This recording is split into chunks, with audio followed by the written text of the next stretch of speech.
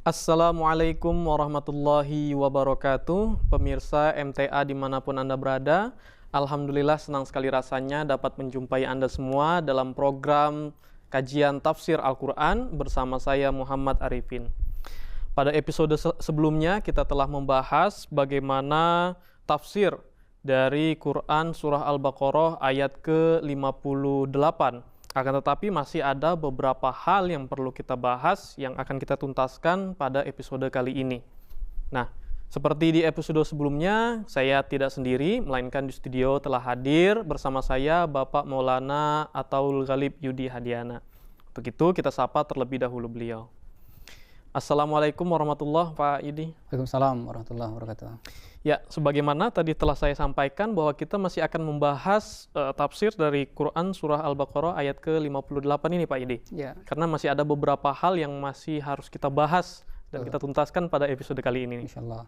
Baik, sebelumnya sebelum masuk ke dalam tafsir nanti, saya akan membacakan terlebih dahulu ayat dari Quran Surah Al-Baqarah ayat ke-58 ini. Ya. Quran Surah Al-Baqarah ayat ke-58. A'udzu billahi minasyaitonir rajim. Wa dhallalna 'alaikumul ghamama wa anzalna 'alaikumul manna wassalwa. Kulu min tayyibati ma razaqnakum wa ma zalamuna walakin kanu anfusahum yazlimun. Artinya, dan kami naungkan awan di atas kamu dan menurunkan manna dan salwa kepadamu. Makanlah dari apa-apa yang baik yang telah kami rezekikan kepadamu. Dan mereka tidaklah menganiaya kami, akan tetapi mereka hanya menganiaya diri mereka sendiri. Quran Surah Al-Baqarah ayat ke-58. Baik. Sebelumnya kita telah membahas bagaimana Al-Ghamam dijelaskan oleh Hazrat Muslih Mau'ud dan ini didukung oleh tafsir yang lain. Dan kita juga telah menyinggung sedikit berkenaan dengan manna dan salwa nih Pak. Bagaimana pada episode kali ini kita akan lebih dalam lagi membahas tentang manna dan salwa. Kemudian ada mungkin poin-poin yang lebih lagi yang dijelaskan oleh Hazrat Muslih Mau'ud radhiyallahu ta'ala. Baik Pak, silakan Pak.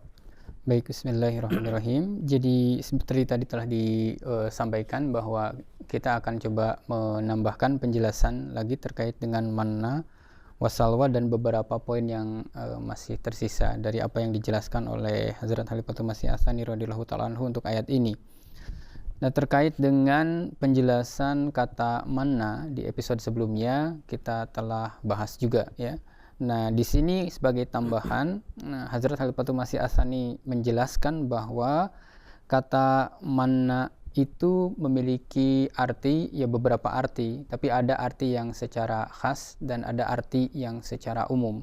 Nah, di episode sebelumnya kita telah jelaskan juga. Nah, untuk arti yang secara khas, beliau di sini menjelaskan manna itu adalah sejenis getah yang kemudian menempel atau membeku pada pohon-pohon gitu ya. Kemudian ada arti ya turanjabin gitu ya, di situ disebutkan yaitu sejenis getah tadi. Nah, tapi selain itu juga ada arti sebelumnya kita sudah bahas, yaitu segala sesuatu atau benda-benda yang bisa didapatkan atau bisa diperoleh tanpa perlu usaha keras dan itu banyak gitu ya, banyak tergeletak begitu saja tanpa harus susah payah untuk mendapatkannya. Itu juga arti dari kata manna. Nah, lebih lanjut Huzur menjelaskan bahwa dari sisi ini, yaitu dari arti manna adalah barang-barang yang bisa diperoleh tanpa usaha keras ini, sebenarnya manna ini cocok untuk setiap jenis benda apapun itu yang bisa diperoleh tanpa perlu susah payah untuk mendapatkannya gitu. Jadi tergeletak begitu saja bisa ambil gitu ya, tanpa harus bersusah payah. Nah, ini cocok.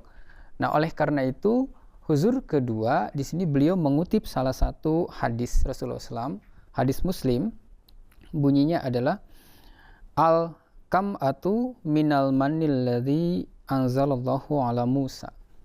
Nah, jadi artinya adalah cendawan itu pun merupakan bagian dari manna gitu ya, yang telah Allah Subhanahu wa taala anugerahkan kepada Nabi Musa alaihissalatu wassalam. Nah, kalau dilihat dari hadis ini, huzur sampaikan di sini bahwa kata manna yang digunakan di dalam Al-Qur'an ini sebenarnya bukan untuk menyebut satu benda secara khusus tadi, tetapi lebih ke arti umumnya, yaitu segala sesuatu yang bisa didapatkan dengan tanpa perlu adanya usaha yang keras gitu ya, tergeletak begitu saja. Nah, jadi arti ini tampaknya yang lebih tepat sesuai dengan ya konteks ayat ini menurut huzur dan berdasarkan hadis Rasulullah SAW tadi.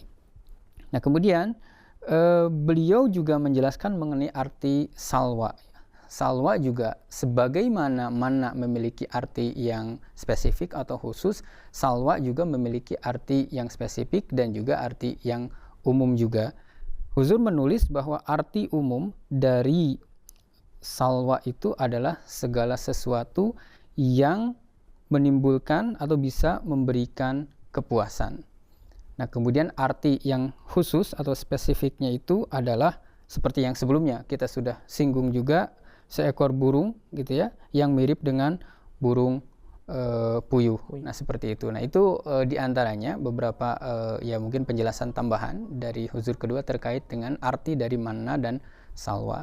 Mungkin bisa ditambahkan lagi penjelasannya dari referensi tafsir yang lain, Pak. Baik, luar biasa sekali berkenaan dengan manna ini tadi apa ya? Ya. Bagaimana manna itu suatu yang tidak susah payah didapat, mudah saja begitu.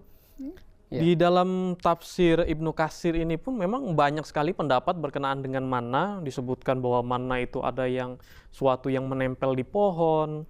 Kemudian ada juga dijelaskan bahwa manna itu semacam getah. Cuman memang banyak juga yang mengatakan manna ini sejenis madu ataupun suatu yang turun ya seperti hujan katanya dan itu manis begitu.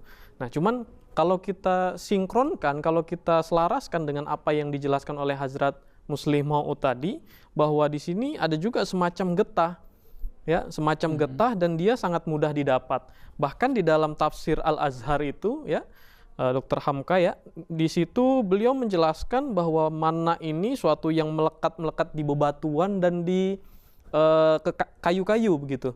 Jadi ketika mereka kaum Bani Israel itu mengambil di pagi hari, besok paginya sudah ada lagi begitu. Jadi tidak tahu apakah itu semacam jamur atau memang semacam getah dan itu bisa dimakan. Dan ini sangat mendukung sekali pernyataan dari Hazrat Muslih Mau'ud radhiyallahu an bagaimana menjelaskan tentang manna tadi. Meskipun memang dalam berbagai tafsir yang saya kumpulkan di sini ada selisih pendapat. Ada yang bilang manna itu turun seperti hujan, manna itu netes seperti madu begitu ya. Kemudian manna itu dia turunnya kayak salju dan sebagainya. Tapi di sini juga mendukung pernyataan Hazrat Muslih Mau'ud bahwa beberapa orang juga ya berpendapat ya seperti tadi, manna itu ya memang ada semacam getah, kemudian manna itu juga ada suatu yang menempel di pohon ya dan sebagainya tadi yang mudah didapat. Dan ini sangat sinkron sekali dengan penjelasan Hazrat Muslih Mau'ud di mana secara umum pun arti dari manna itu suatu yang mudah didapat dan ini sangat sangat selaras sekali. Kemudian dengan salwa tadi saya tidak mengumpulkan secara rinci berkenaan dengan pengertian secara umumnya bagaimana salwa itu suatu yang mengenyangkan begitu, tapi memang jelas di sini pun banyak sekali dari kalangan mufassirin yang menyatakan ya salwa itu ya sejenis burung puyuh dan sebagainya. Nah, ini sangat selaras juga dengan apa yang dijelaskan oleh Hazrat Muslih Mau'ud radhiyallahu taala. Ini suatu hal penengah ya di mana dalam tafsir-tafsir lain ada yang berpendapat seperti ini dan seperti ini, ya, berbeda silang pendapat. Tapi dengan adanya tafsir Hazrat Muslim Maud tadi, tafsir Kabir ini menjelaskan bahwa manna itu singkatnya suatu yang didapat dengan mudah. Jadi kita bisa simpulkan nih, oh ternyata jenis-jenis seperti ini, apakah dia jamur ataukah dia sejenis getah dan sebagainya yang memang mudah didapat di hutan gitu ya Pak. Ya. Baik. Bisa dilanjutkan Pak? Baik, nah kemudian kalau kita lihat, saya coba ambil sebuah kesimpulan dari penjelasan yang disampaikan oleh Hazrat Khalifatul Masih As-Tsani radhiyallahu ta'ala anhu di sini, bahwa 3 hal yang kita diskusikan dan disebutkan di dalam ayat ini, yang pertama adalah ghamam, kemudian manna dan salwa. Nah ini ketiganya ini Allah Subhanahu wa Ta'ala anugerahkan atau Allah Ta'ala sediakan, berikan kepada kaum Bani Israel bukannya tanpa hikmah. Nah ini yang disampaikan oleh Huzur, bahwa di sini kalau saya simpulkan di sini ada hikmah. Nah beliau memberikan penjelasan bahwa kaum Bani Israel ini sebelum mereka hijrah atau berpindah kan dari Mesir menuju ke tanah yang dijanjikan Kanaan ini, jadi mereka dalam kurun waktu yang cukup lama berada di dalam penguasaan Firaun atau raja-raja Mesir, ya kan, perbudakan raja Mesir, sehingga karena dalam tempo lama mereka dikuasai oleh Bani Israel, maka ini berpengaruh kepada sisi psikologis dan akhlak mereka juga. Contohnya ya soal keberanian. Nah, keberanian pun menjadi ya berkurang begitu karena dikuasai dalam waktu yang lama.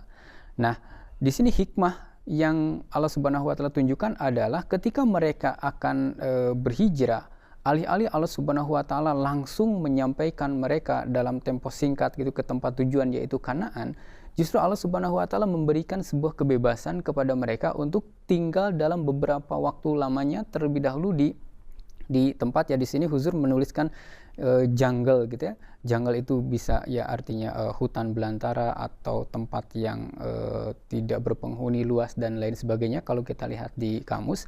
Nah, itu tujuannya adalah agar timbul di dalam diri mereka keberanian.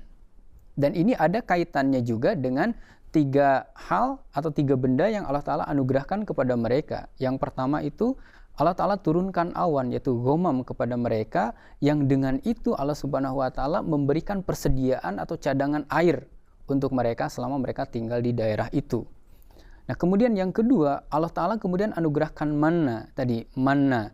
Jadi manna itu Huzur kedua di sini menyampaikan Allah Ta'ala menyediakan kepada mereka makanan-makanan dari jenis yang sifatnya tumbuh-tumbuhan begitu ya. Jadi mungkin ya sayur gitu ya, yang sifatnya tumbuh-tumbuhan, nabati seperti itu. Nah, kemudian Allah Ta'ala pun menyediakan bagi mereka salwa. Nah, salwa ini tadi salah satu artinya adalah burung. Nah, burung itu kan memiliki daging. Jadi dengan demikian Allah Ta'ala pun menganugerahkan atau menyediakan bagi mereka itu makanan dari jenis daging. Jadi untuk keperluan mereka Allah Subhanahu wa Ta'ala menyediakan air. Kemudian Allah Ta'ala juga menyediakan jenis-jenis makanan yang berasal dari tumbuhan. Lalu Allah Ta'ala juga menyediakan bagi mereka makanan dari jenis dagingan. Yang dengan itu salah satu hikmahnya atau tujuannya, kemudian ditambahkan dengan mereka dibiarkan tinggal bebas terlebih dahulu dalam beberapa waktu lama di tempat tadi itu. Hikmahnya atau tujuannya adalah agar timbul ya di dalam diri kaum Bani Israel itu keberanian, tumbuh keberanian. Nah ini hikmah yang dijelaskan oleh Huzur. Ya luar biasa sekali. Nah ini mungkin suatu hal yang baru yang saya dapat nih, karena dalam tafsir-tafsir yang lain kita tidak mendapatkan hikmah apa sih sebenarnya.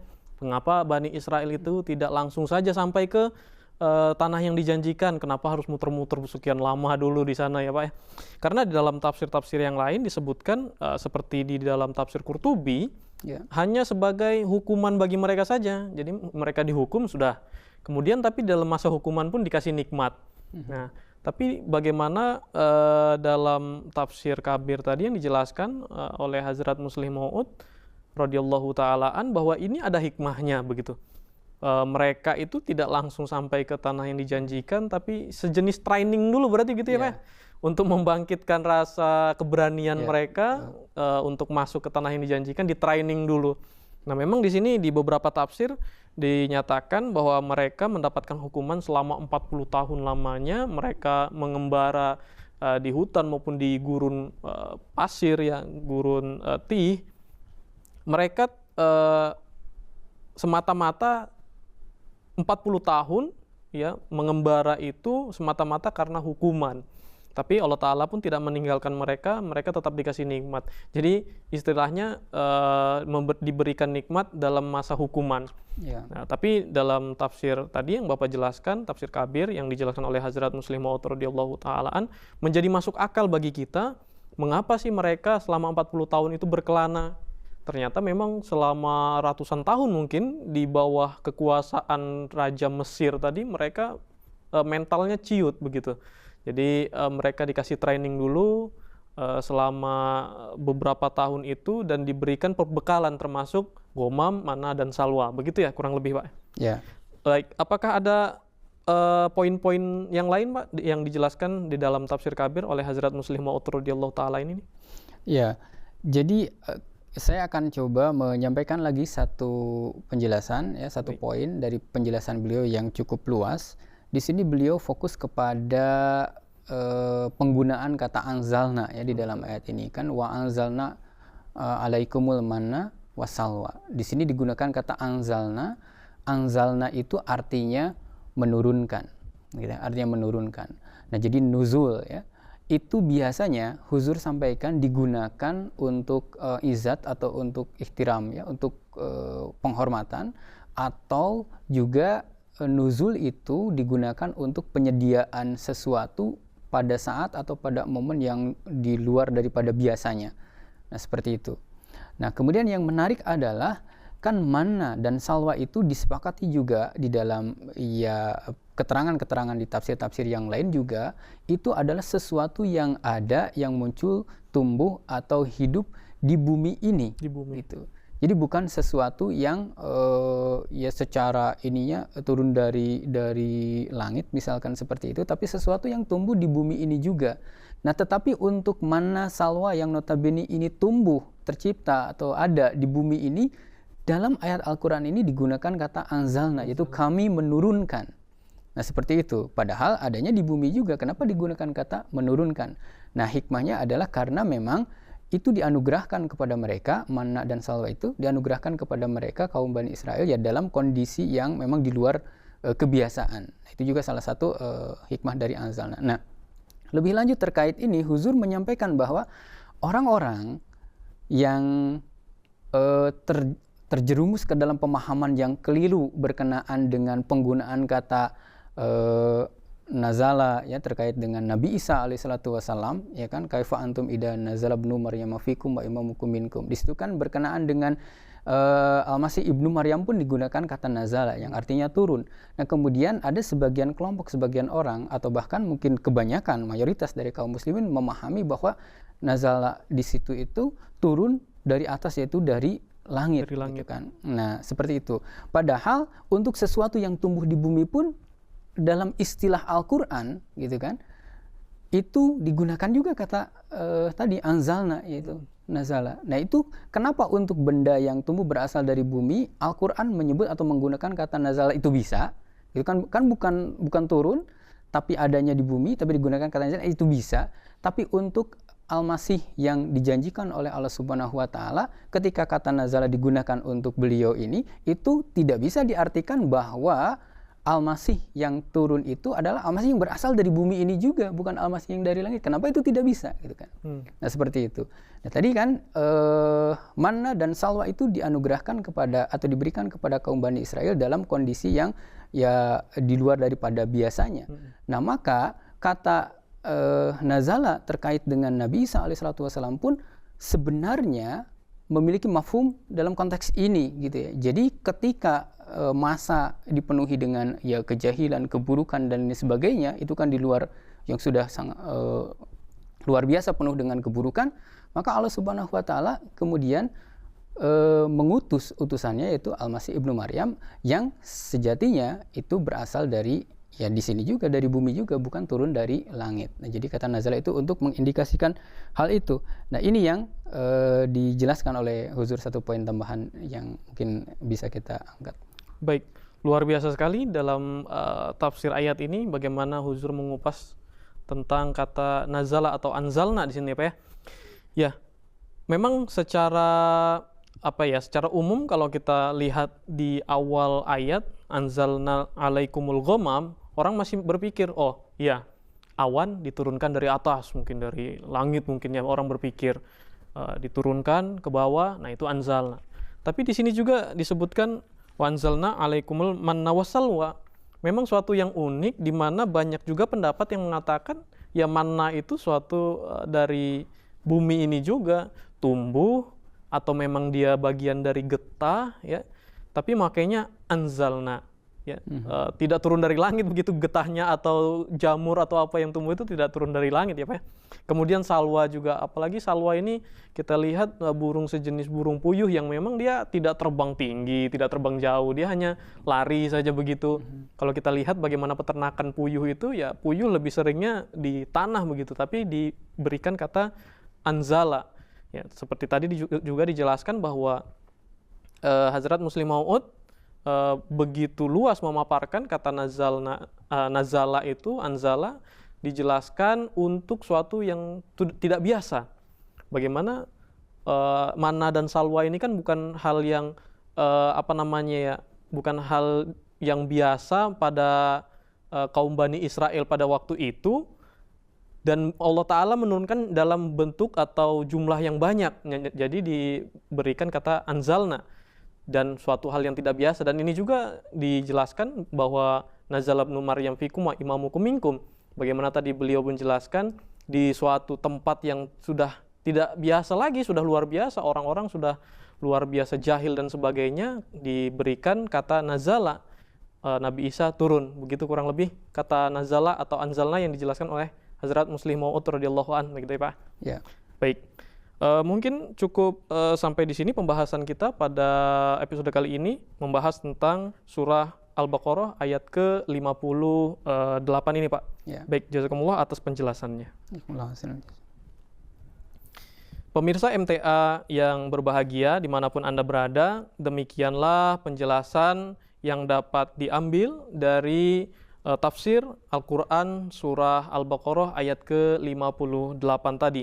Bagaimana dalam episode kali ini kita membahas tuntas tentang manna dan salwa. Kemudian bagaimana Hazrat Muslim Maud radhiyallahu ta'ala an juga menjelaskan apa hikmah dibalik Bani Israel ini tidak langsung sampai ke tanah yang dijanjikan.